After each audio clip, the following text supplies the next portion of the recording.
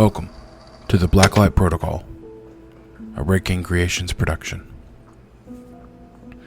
Episode 9, Playing House. I'm a diver. My name's Wade, and yeah, I just grew up around the water. I've always been a big swimmer, and so it only seemed natural that I would get into scuba diving and eventually find myself working as a diver. Never anything official for too long, mostly freelance, like recovering wedding rings or watches off the ends of piers and stuff. I just recently started working as an instructor, and that's been fun, but anyway, I'm writing to you because of something that happened about a year ago that, it kind of freaked me out. I wanted to go diving in Smith Lake. I'm pretty familiar with freshwater diving, and so trying out Smith Lake in Alabama felt like an obvious choice. I like to think I'm a pretty experienced diver. I go just about every weekend, and I've been building up to this moment, so... Most people, when they start diving, they stick to a tried and true place, the safe spots. They do that for a reason, and that's good. It's very good. But over the last year or so, going to the usual spots have gradually become less and less interesting to me. I wanted to explore. I wanted to chart new territory. I wanted to try something new. Now, to be fair, Smith Lake isn't exactly uncharted waters, but also it's not very frequented either. The reason for that is simple.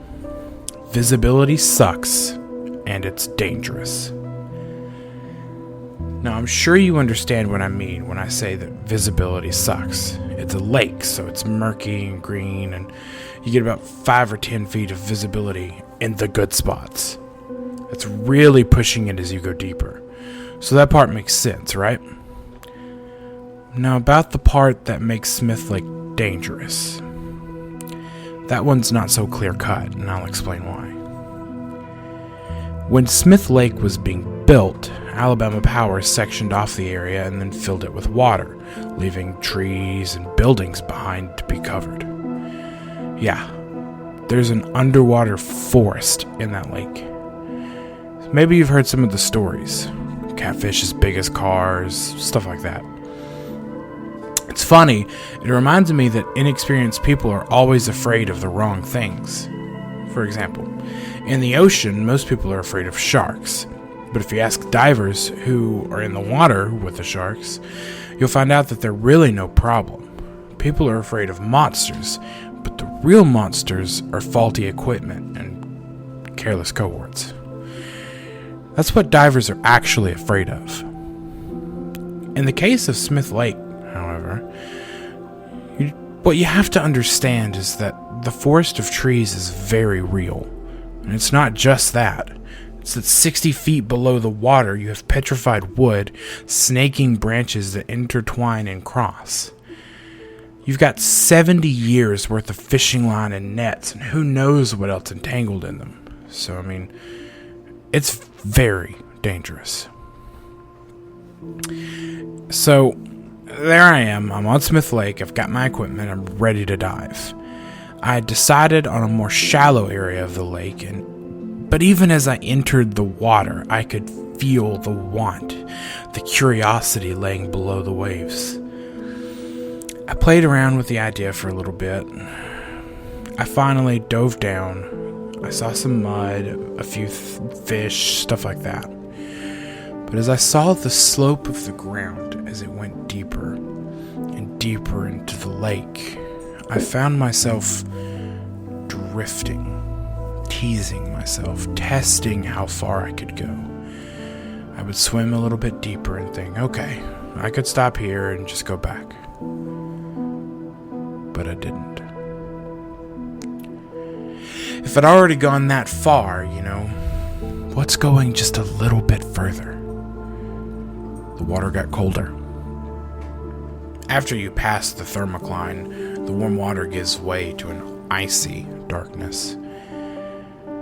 As I descended upon that icy darkness, I saw the branches of the trees. It was like shadowy broken glass. I was careful to avoid the tops of the trees. I had some level of sense. When I finally reached the bottom, I had my flashlight on, but it barely gave me any light, barely gave me any real visibility. It was dark and cold, and the trees were like pillars of pitch black shadow, shaped and contorted. Before I even knew what I was doing, I was among them. My light would pick up the cold, dark trees that were petrified like stone. Some of them still had pine cones and pine needles hanging from them, as if they had been flash frozen in place all those years ago. Now look, any diver worth his salt would be cursing my name at this point. The deeper, the shorter, the amount of time that you stay, all of that, yeah. But for whatever reason, in that moment, I didn't care. I wasn't thinking about anything except this wonderland that I had found. I couldn't feel the cold. It was there, but it just didn't bother me. It didn't faze me any. I only wanted to see more and more. As I went deeper into the forest, I could feel. I obviously couldn't see all of the trees. I couldn't see the forest as a whole, but I could feel it. I could feel the hundreds, maybe thousands of trees surrounding me, weighing in on me like all the pressure in the world, and it was amazing. It was terrifying, but it was a wondrous feeling. I'm much more careful now, I don't remember reaching the clearing. I can't even tell you why I feel so certain it was a clearing. My perspective was cold, murky water, and yet I knew. I know that in front of me was this open space. There were no trees, but I could feel something else. As I swam forward, I saw what looked to be a small stone wall made out of old rocks and some concrete. It was maybe only 3 feet tall. I couldn't imagine it actually holding anything in. Maybe it was once a marker for property or something. I began to follow the wall, pulling myself alongside. But that wall was connected to a structure. A house. A house at the bottom of the lake.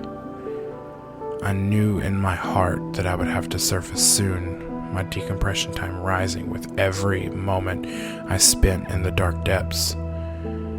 But the house, I had to see it. I had to explore. So I did. It was a small house, all told maybe 15 feet by 15. Maybe. Did I see it? Did I measure it?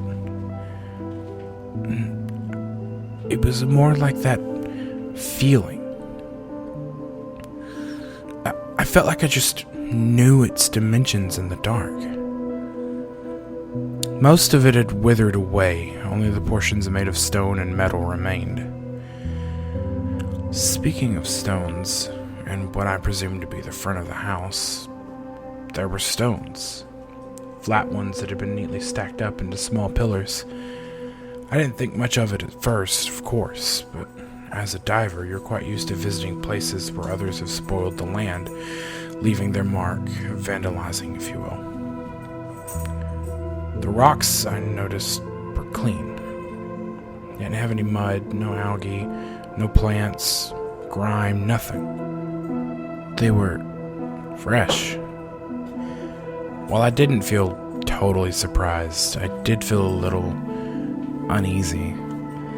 I felt like I was in such a desolate part of the world that no one, not anyone, should ever know or have been to.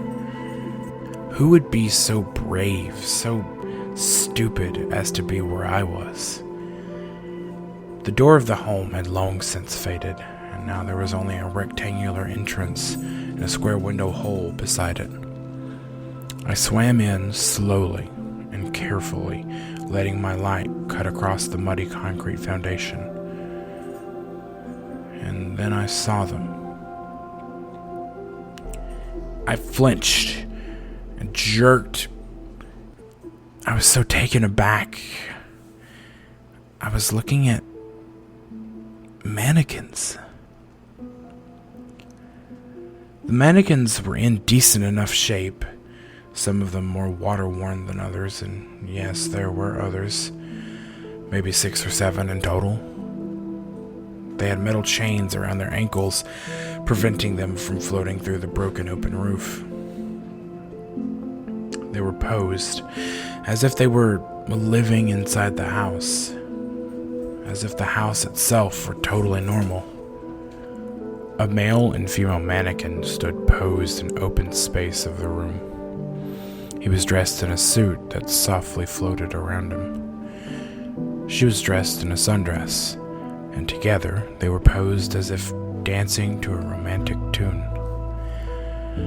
As I swam around the room, my heart pounding in my ears, I saw another, this one a young girl in a button-up shirt and pants, her feet bare as she leaned awkwardly over a windowsill, looking out into dark, murky nothingness. On the opposite wall, I saw another female mannequin, her body posed over a rusted, degrading cast-iron stove, as if she were pulling a turkey out for Thanksgiving. Her apron had slipped a little and was floating loosely around her neck.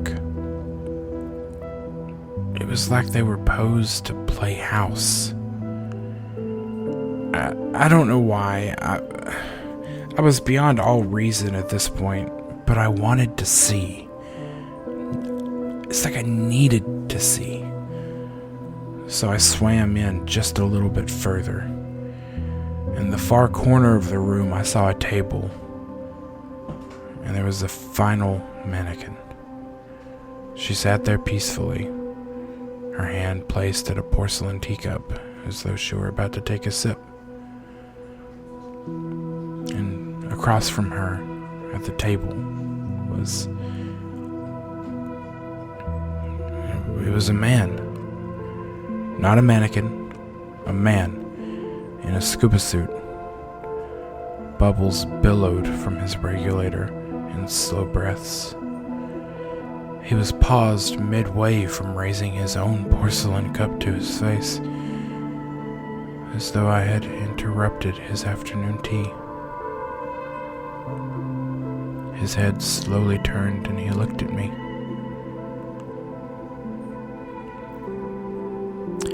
I'm gonna be honest, I don't know what to say. It just didn't. It still just doesn't make any sense. Why was he down there? What kind of psycho just dives down into the bottom of a lake to play house with life-size dolls? To stack rocks? I swam out as fast as I could. I knew the risks, and I did do a decompression stop, but let me tell you that was the worst, the longest 15 minutes of my life. I was supposed to wait 20, but I couldn't. The paranoia was ungodly. I sat suspended above the forest. It was just a blurred darkness below, and I could see the occasional bubbles rise, probably from the other diver. The breathing was too slow. The bubbles rising were too far apart for it to be a normal person. The whole situation was beyond normal. And the whole time that I waited, I just knew. I could feel it. I was waiting, practically crying, as I expected to see the other diver rise up to meet me. And I thought to myself, if I saw that happen, I was panicked. I was freaking out. I had to swim to my boat, and when I got there, I couldn't tear my gear off fast enough. I felt a little better then. I calmed down, and I watched. And I waited for the other diver, but he never rose to the surface. I didn't even see another boat. That's why I decided to write down this story for you specifically, because it maybe isn't the most paranormal thing you've ever heard, but it's not normal, that's for sure. I didn't go back in the water for almost a year after that encounter. I was afraid. I am afraid. Thank you for listening. Hey Wade, I want to thank you for sharing your story with me.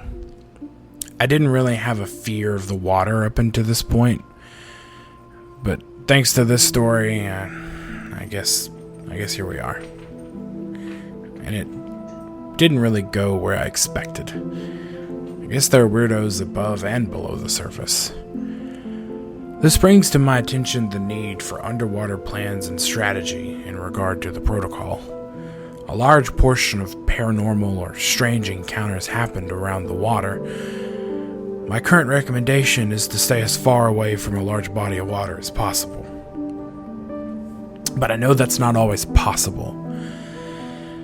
I'm going to be on the lookout for more stories so I can gather more data and see what I can do about facing underwater horrors, or what you should do to encounter them. If anyone has a story, please send it my way. Thanks.